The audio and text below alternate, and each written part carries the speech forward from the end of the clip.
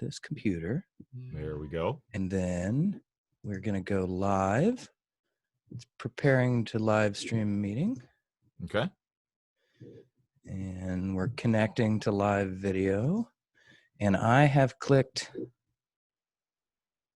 go live. So are we live?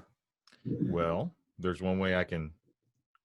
All right, we may be live here, so let's give a little intro to everybody out there. Live, my friend. Excellent. Well, we are live. Little Screaming Jay in the background for us. We're going to put a spell on you tonight, I think. Welcome back, ladies and gentlemen, to the Evan and Aaron Show. I'm your host, Aaron Gordon. And I'm Evan Casey. I am the Ed McMahon to Aaron Gordon's Johnny Carson. So there you go. Well, today you were our man on the scene, and in pursuit of getting, some firsthand experience about what everybody's dealing with, and of course, everybody out there is getting their own firsthand experience. But in general, we're trying to get out there, get a little bit of information, and share it with everybody. So we sent Evan out into the field today to a grocery store in Fishers. He had to do a little grocery shopping on his lunch break, and we decided to film a little bit and then record some audio from inside. That video is on our webpage, our Facebook page. Thank you. And you can view it. To be honest, it doesn't make for great viewing because it was a pretty uneventful trip for the most part, which is actually a really, really good thing right about now. But if you want to watch a few minutes of that, you can. Otherwise, it's 30 minutes of a grown man shopping. But let's get into it, Evan. What was your experience? Yes, let's do. Just kicking off, what was the parking lot like? How many people were in the store? Did you encounter anybody? What was social distancing like? Checkout? Go for it, man. Oh, absolutely. I mean, Aaron, here's the thing, dude. I mean, you've been to the grocery store, and you've talked about your trips to CVS and the different places where you go get stuff. I think right now, in general, a lot of Americans are feeling anxiety. I know that whenever I pulled up to the grocery store, I really was not like scared or anything like that, but I was concerned. I was like, okay, I know where I'm at with this whole thing. I know where I'm at with the COVID pandemic. I know that I try really hard to social distance and to make sure that I'm very diligent about when I come back. And I think that's the biggest thing that's on people's minds right now, Aaron. And before I dive too deep, I just wanted to kind of get your opinion on it, what you have seen. Like, I think the biggest thing on my mind when I pulled up was, is everyone else that I'm going to come in contact with, are they going to be as diligent as I am? And I think a lot of people take upon themselves to answer that question selfishly. But in these type of days, I don't feel bad about being selfish. I don't feel bad. I don't know about you, but I really do. I want to make sure that me and my family, my loved ones, I want to make sure that they, if they are exposed to it, that I didn't have anything to do with that. So, I mean, where are you at with that? Like, are you in the same kind of mind space that I am? Well, yeah, and you used an interesting word there, because I think there's a couple types of selfishness in a time like this, and I obviously think yours is the good kind, in the sense that you're being selfish with your health and the health of your loved ones, and you want to do what it takes to make sure you're following as many of the guidelines as possible and observing the social distancing. It's what my experience has been. What I consider a more selfish attitude is going out and, invading other people's space. Hey, if you don't think it's serious, that's fine, but other people do, and that's how you respect other people. So I think it's selfish behavior to be going out and not observing those things. If you don't want to wear a mask, that's your choice. But if you see other people doing it, it should come to mind right away why they are, and it makes you an asshole, quite frankly. Yeah. No. If you choose to mess with people in that sense, just keep your distance. That's fine. 6 feet's fine if you don't have a mask on. I'm cool with that. I'm not going to freak out on anybody. My experience has been at local stores that a lot of people are wearing masks. People seem to be, friendly, but not overly friendly, so as to get into like some sort of long conversation kind of thing, but generally being respectful. I think that was a lot of your experience today, wouldn't you say? Absolutely. Absolutely. So let me preface what I'm getting ready to say about today with the last time I actually went to the store. It was about a week and a half ago, a couple weeks ago. I went to this same grocery store and was appalled Hmm. at what I saw. There were men who stopped in the middle of the aisle carrying on conversations with no masks, and just blocking the aisle for everyone else who wanted to go and get some stuff. So there were multiple times I had to turn around. People, you know, once again, not social distancing as far as coming, past each other, not even making it's kind of like the whole walking path thing, Aaron, where people are walking side by side and they Yeah. don't do anything to like, to get in single file. It's Mhm. like, I know that the grocery store aisles are very narrow, but at least you can get into a single file so that we can kind of file by each other with as much distance as possible. That wasn't happening last time. As a matter of fact, I saw several men who had masks, but had their masks down by their throat talking to people. And I'm like, what, what is that? I have no idea what that is. So I was very disappointed last time. Very, very disappointed last time. However, went to the same grocery store this time, about 2 weeks later. Aaron and I got the idea to say, hey, let's just go ahead and record and document what we think, or not what we think, but what we feel in the actual situation. Mhm. And so I said, hey, I got to go to the store, so let's do it. I remember walking in, and like I said, that anxiety hits you. Yeah. But the good thing about it is that when I walked in, you can hear this on the audio. There was a lady that was coming out, and she was fully masked, and she had gloves on, and that's, we're still trying to figure out the glove thing, Yeah. and that's fine. But she was fully masked, and she stopped, I stopped, did the whole Hoosier hospitality thing, said, you go first. And so she did. And, that was cool. But that can be a potential sticky spot whenever you go to the store. You got to think this through. This is Yep. why the CDC is saying, and also, Dr. Fauci is saying that, hey, look, just one person, just go to the store, one person, don't take the kids or anything like that, Yeah. because the more people you have in tow, the more, lines you got to make Yeah. sure that you have, right behind you. So it made perfect sense to me, especially in that situation. I can't imagine a family going shopping right Yeah. now and maintaining social distancing. Well, Um, I definitely think having a plan when you go yeah. to, like, nobody should really just be browsing Mm-mm. anymore, especially if you're going out right now. We'll talk about it later in the show, with the Mayor Hogsett announcing how Indianapolis is going to interface too. Mhm. But malls are going to be open at 50% capacity soon, and that strikes me as a very unique place that could become a real hotbed for infections, because if people are going to want to get together with their friends, they're going to go to the mall, Yeah. Yep. and they're all going to, everybody's going to want a new pair of Jordans right now.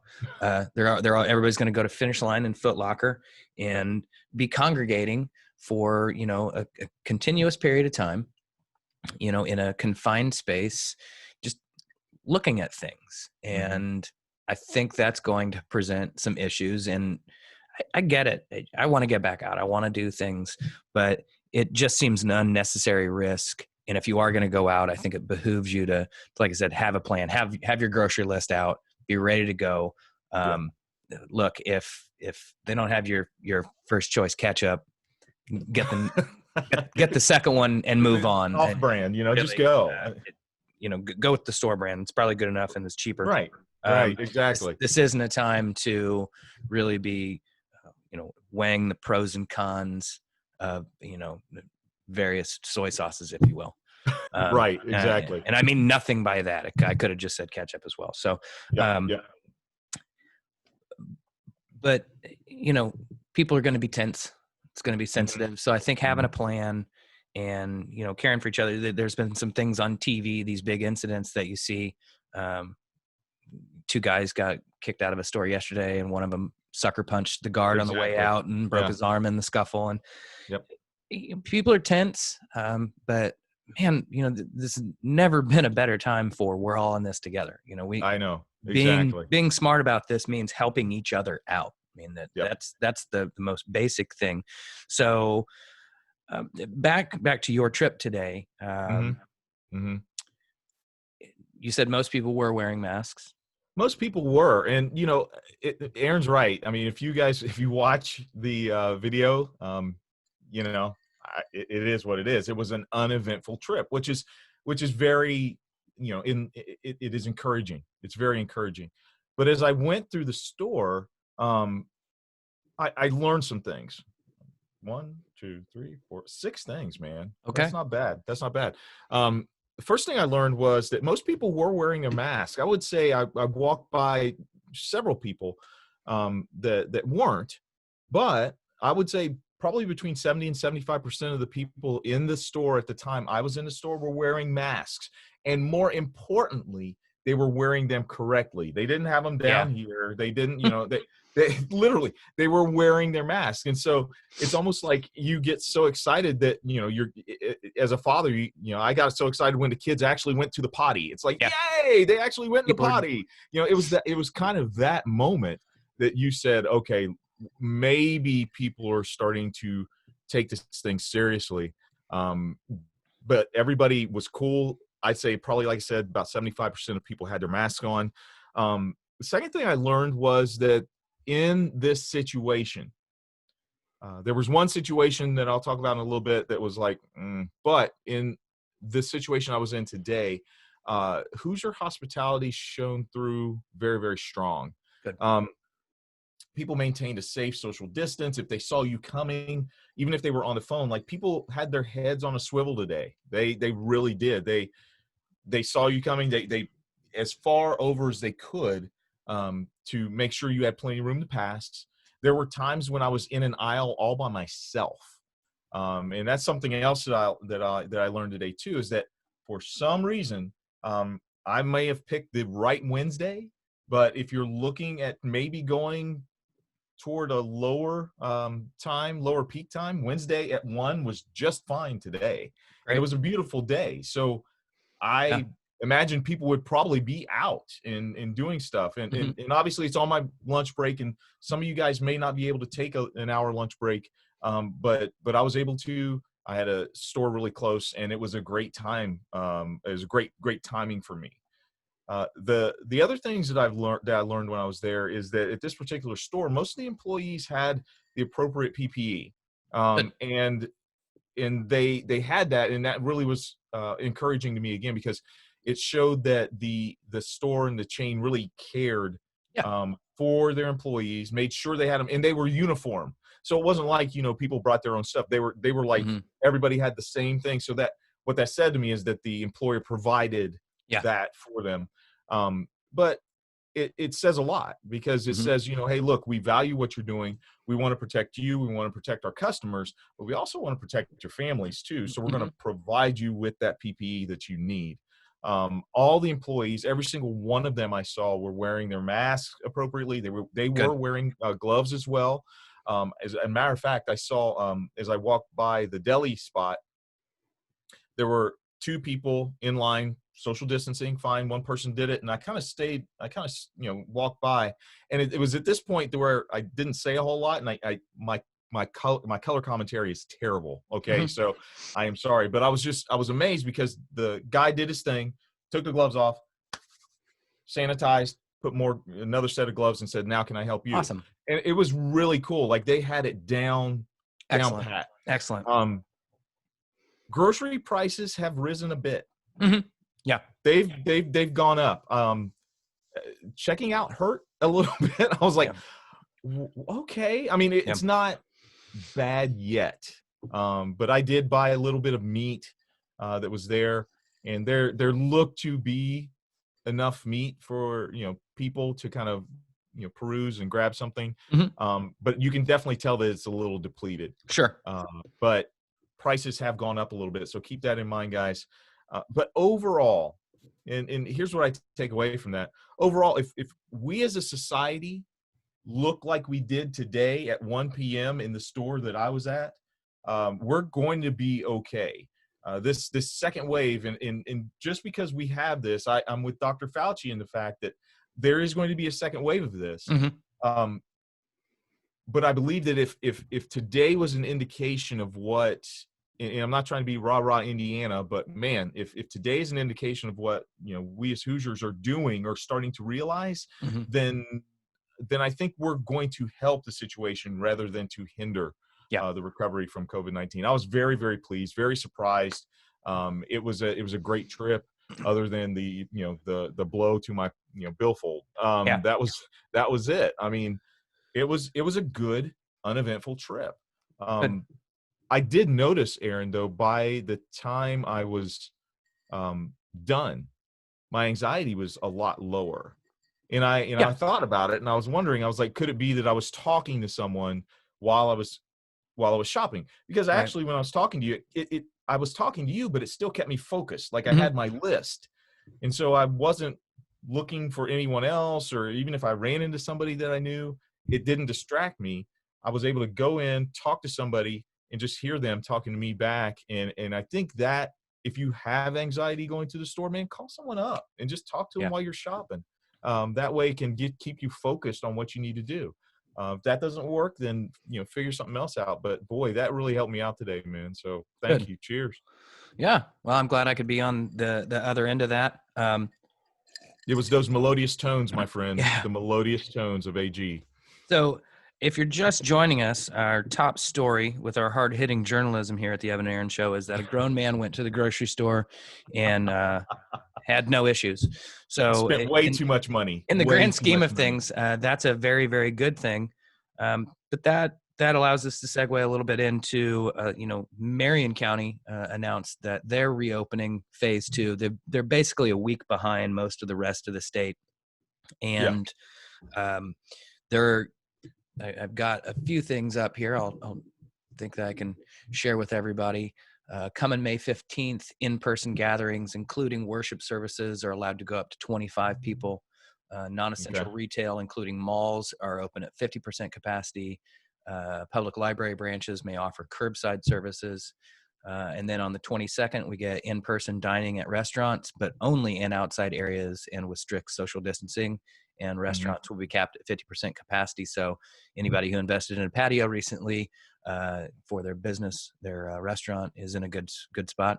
And then targeting June 1st, personal services such as hair and nail salons and non-essential manufacturing and industrial. So things like bars, theaters, gyms, arcades, zoos, and museums are still closed. And they're opening up in a future phase. So Marion County set to, begin easing into this as well. And I think as you were talking about at the grocery, a way for a lot of these businesses to, quite frankly, encourage people to solicit them, which presents its own weird sort of catch-22 of an issue. But if you're going to go to your favorite restaurant and you don't see the servers wiping down the tables really, really well between every flip. You don't see anybody wearing masks or anything of that nature. I think you're going to be, even though it's your favorite, you're going to be a little less likely to solicit those places. And conversely, the places that do have the uniform PPE and are making a show, quite frankly, of wiping down, sanitizing tables between every turn, that sort of thing is going to be encouraging. And that's, you mentioned the anxiety and everything. And I think that's how you build a bit of the American psyche back up. Because I think even people who think this is maybe a hoax, in the back of their mind do have a little bit of fear, have a little bit of anxiety. And we're all in this together. So we've got to build each other up, and we've got to let each other know that certain behaviors are okay so long as they're done in a socially prescribed manner. I mean, it's just another layer to the social contract that we all make for being in a civil society. And I don't really think it's a whole lot to ask Aaron, for people to do that. Yeah. No. What I wanted to ask you, and it's something that Marion County announced, and I know it's going to be pretty much across the board, is that 50% capacity. I can understand 50% capacity at a dine-in place, like a neighborhood restaurant. I get Mm-hmm. that. 50% capacity at the mall. I, that I People mean, moving about, congregating. Yeah. it is. I get it.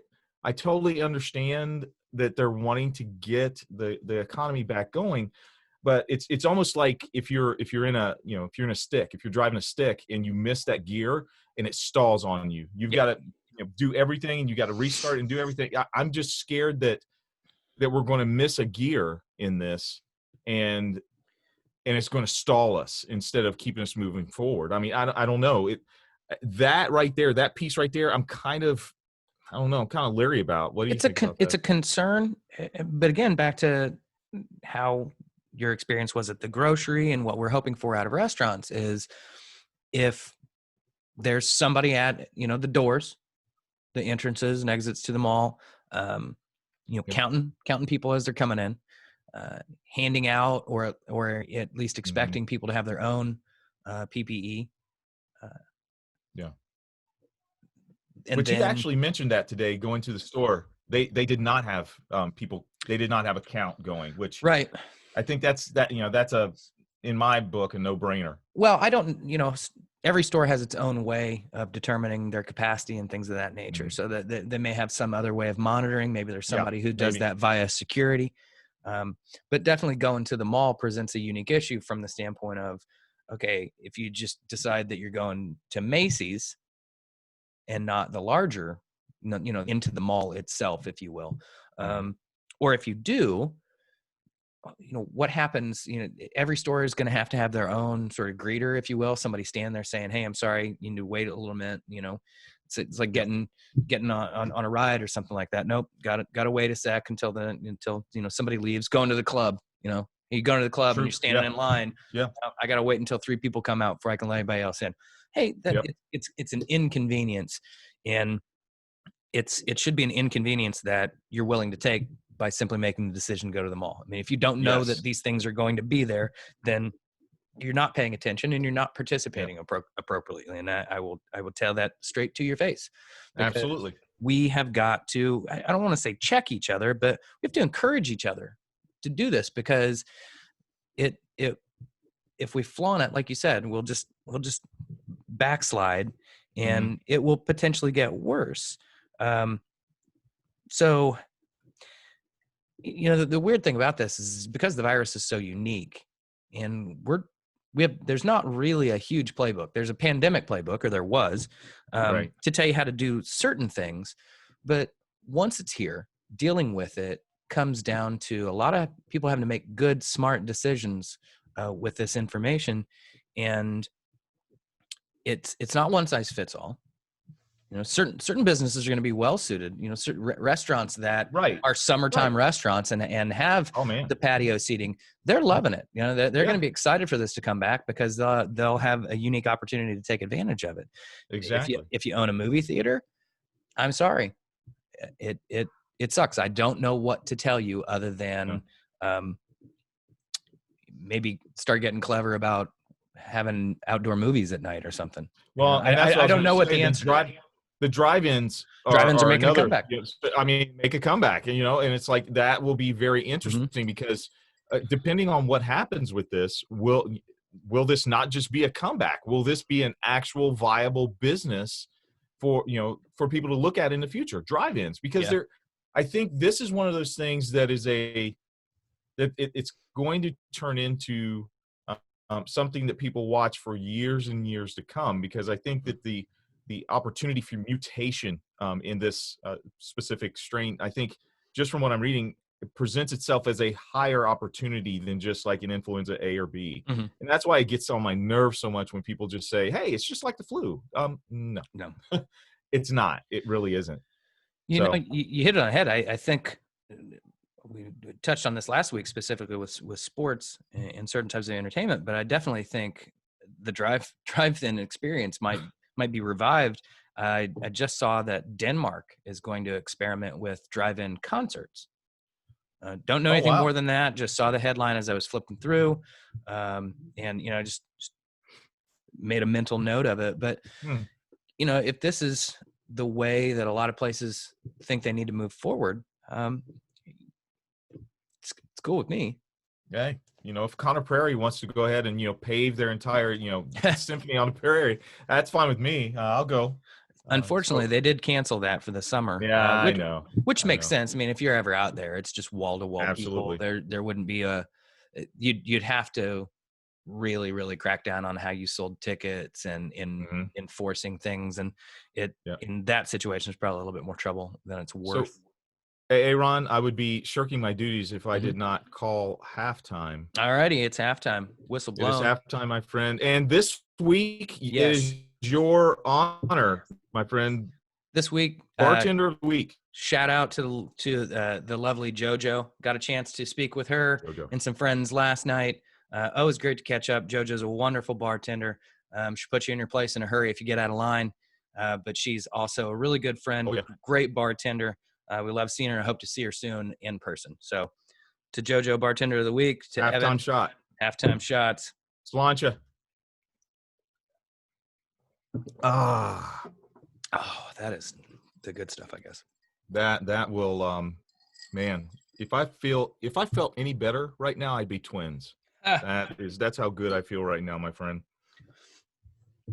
So, where to next? Well, what's interesting is that we started talking about how the most of the people had masks on, and our good friend Michelle Freed had a Facebook post about this very thing, Mhm. and it was a really great article, and it was talking about how following maybe Japan's example about people wearing masks. If 80% of Americans wore masks, and I want to throw this out there and kind of get your opinion on it. I've been kind of digesting this and reading it over and over again. But it said if 80% of Americans were to wear masks, we could eliminate the spread of COVID-19 very, very, very quickly. Notice I said eliminate the spread. Mhm. No, and that's all the article was saying, Yeah. is that we could very much eliminate the spread, not the disease. But I thought it was a very interesting concept. So I want to pose this question to you, Aaron. What would it take for 80% of Americans to wear their mask? What kind of message or messaging do you think it would take for Americans to say, you know what, I'm going to do this. I'm going to do this, and if we do this for 2 or 3 weeks, we should be able to slow down the spread of this disease. My absolute honest opinion on that is that it would, at the most basic level, require the most powerful people in this country to stop making this about politics and start making it about following the science as best they can. The CDC does not have the authority to make anybody do anything. Everything they do is based on the best science that they have available to them, and they make recommendations based on that science. If you feel that those things are too strict, you're in a position to do something about it. But that's not what we're seeing. We're not seeing presidents and governors saying, yes, this is a very serious issue, and this is how we intend to deal with it. This is how we intend to mitigate those issues. They're flat out saying that the CDC is lying. They're making it out to be far worse than it is. They're politicizing it in a way that is absolutely unnecessary. And there are a lot of people trying to politicize this because that's what politicians do. I'd be absolutely a bald-faced liar to say that Nancy Pelosi and Chuck Schumer aren't trying to take advantage of this in their ways as well. But they're not pretending that it isn't a serious issue. Right. And we've got people who might otherwise be good politicians. They may be good governors. They may be good mayors.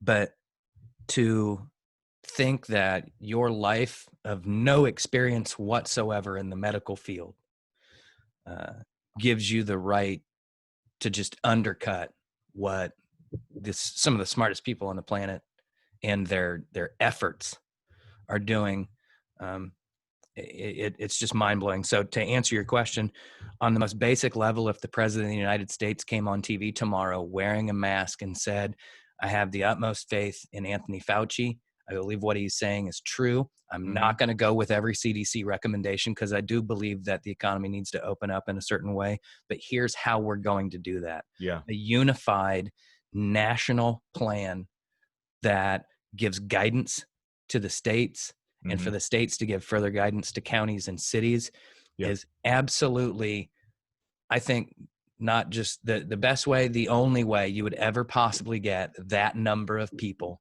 to take this seriously. Because you have go ahead. Yeah. No.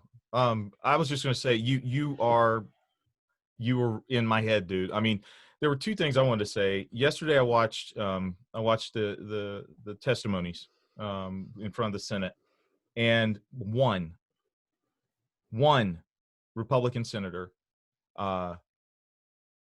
actually said, "Hey, you know what? We're not having enough testing. It's affecting the agricultural industry. My state is huge." It was the state of Kansas, and he really, it seemed like he really was speaking for people. And once again, it's just like you said, Aaron, there are people on both sides that are politicizing this, that are really trying to take advantage of it. But what in my opinion, what needs to happen is we need to stop having people, like you said, not only politicize it, but just flat out lying about it. I mean, Rand Paul had COVID-19. Yeah. He had it. And this guy lied about how unimportant this was, or how it was so important for us to get kids back in school and things like that, and challenge the most preeminent, the one person that I think the American people could have faith in, Dr. Anthony Fauci. He undermined him. And I was so glad he tried to I mean, I was so glad that Dr. Fauci just said, whoa, wait, pump the brakes. I need to, let me clarify. But what is so maddening about this situation, Aaron, whenever you talk about getting back to, full circle, whenever you talk about wearing masks and not wearing masks, and, that would be a whole nother podcast we could talk about, is this upcoming, in my opinion, this upcoming cultural war about wearing masks and not wearing masks. And I can really see that if we don't become united on this, this is just yet another thing that Americans are going to be divided over. And we need our politicians to stress that, yes, it is imperative for us to get our economy back. We need to get it back rolling. We need to get it going. We need to abandon the talk about getting back to normal. We've said that from the very first podcast. We said that there is not a normal anymore. We're going to have to craft a new normal.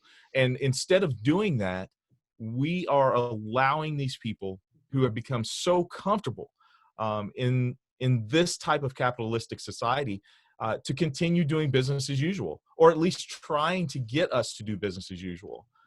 When this time calls for people who are true pioneers, who are willing to say, okay, we have never seen this before. So let's take all of our industries. Let's take education, medicine, industry, tech. Let's take all of those and forget what it looked like January 2020. What are those things going to look like January 2021? We need to look in the future toward these things, because if we go backwards, it doesn't make sense. Humanly, it doesn't make sense. It doesn't make sense as a human being for us to devolve back to what we were. It's not going to work, in my opinion. So, for me, in order to get 80% of Americans to wear a mask, you're right, Aaron. It's going to have to come from leadership, and right now, unfortunately, it may have to come from the middle leadership, governors, local officials. I think we've been seeing that. Yes, there are people that have been doing a good job. DeWine in Ohio, again, Holcomb here, that have taken the lead, shown good decision making, taking it seriously while also balancing that with the need and desire to get everybody back out there. the thing I don't get is it takes so little from us as people to be respectful. And as far as like American crises and world crises go, this couldn't be a more straightforward one to deal with. This is not somebody bombing Pearl Harbor and leaving us to go fight halfway around the world. This is an opportunity for us to demonstrate that we actually care about our fellow Americans, and we'll just do this bare minimum of getting things back to not back to, but to a new reality. This is an opportunity to hit the reset button in a lot of ways. Yeah, absolutely. Absolutely great opportunity for every industry, every institution to think about how it's been doing it, because it's been brought to a bit of a standstill. So this is an opportunity for everything out there to say, hey, have we been doing it right up to this point? What can we do better? And we're going to see some interesting cultural shifts, some interesting business shifts because of this.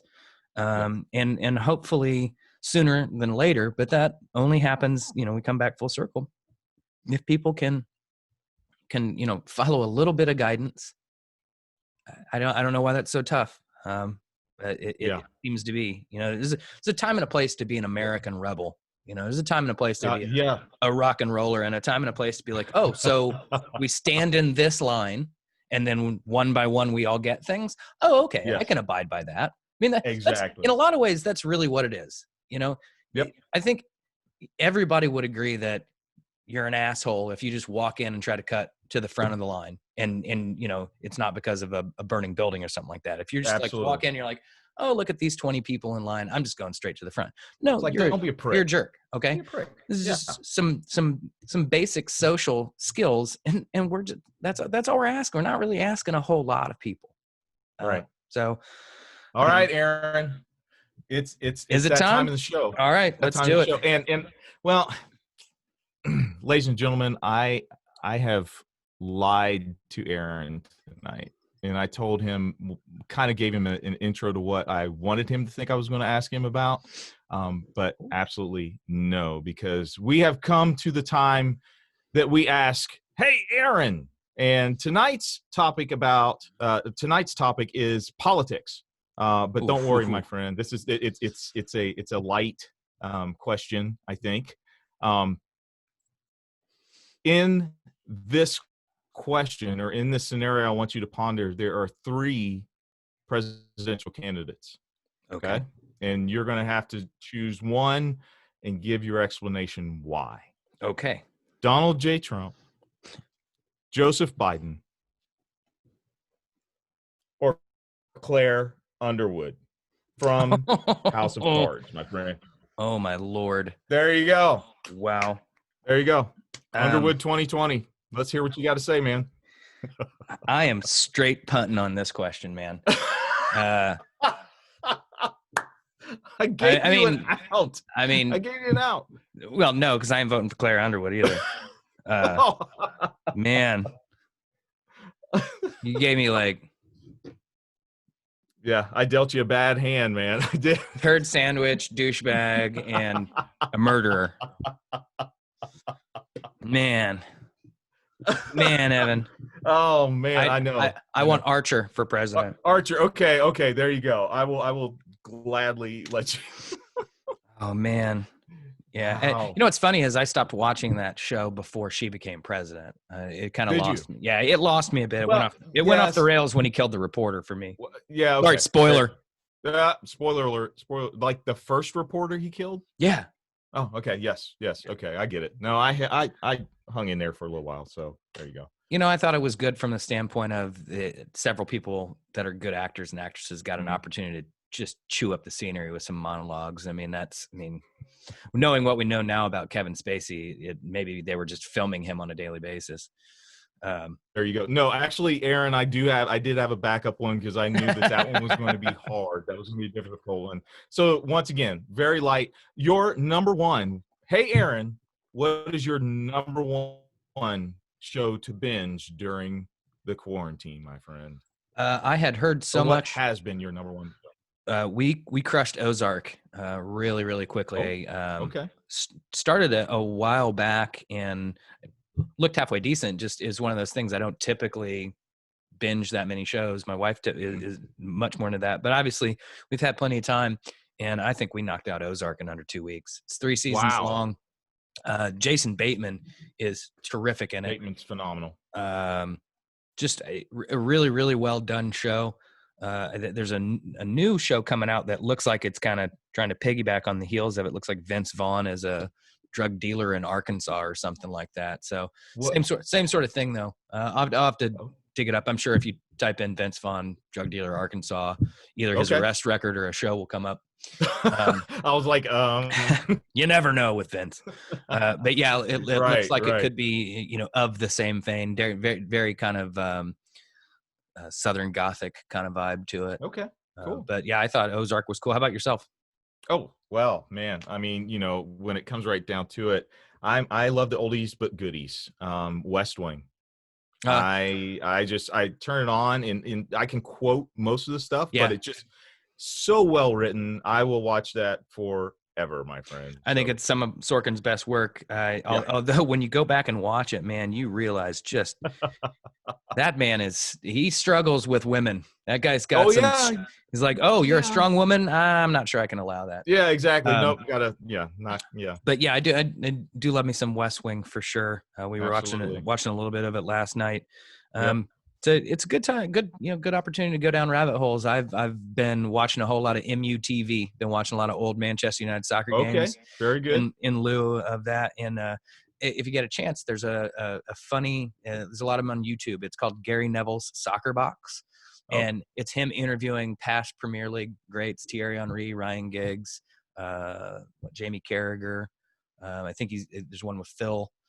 So it's kind of fun. Very It's just nice. two of them sitting on a couch. So it's a good opportunity. Very nice. All right, So- ladies and gentlemen, we've come to the end of our show. Unless you have anything else to say, Aaron. Just want to give a shout out to Project Hoosiers Help Heroes. They're our friends from up north at the bar. They have turned their kitchen into a sweatshop making masks for anybody who needs Yes. them. Did they make yours? Yes, They made mine, They made and it Evan's. was such good quality. I put in another order and made a donation. These guys are awesome. Guys, look them up on Facebook. If you need face masks, they make really good fitting face masks. So yeah, shout out to them. And then just to do a little bit more public service for everybody, if you get on, I believe it's indiana.gov, there is Back on Track Indiana. It outlines the governor's roadmap to opening up Indiana, and then you can link onto all the individual, guidelines for Indianapolis as well. It shows you all 5 phases of reopening. Get your, we're trying to help, but there's an opportunity to get your information firsthand as well. Yep. An educated populace is how we will get ourselves back to good. Thank you all for tuning in. I've had us up on my TV watching this on Facebook Live out of the corner of my eye. It's kind of interesting to watch. See the gray, is it coming through, man? You're looking fantastic, man. A Nah, little salt and pepper is awesome. Salt and pepper stuff. Okay. All right. Salt and pepper's here. So Awesome. Thanks everybody for tuning in. Hope you're having a wonderful night. Stay safe out there. We love you all. And hopefully we'll be able to see some of you soon in person. It'd be great too. So take care, everybody. Absolutely. See you guys.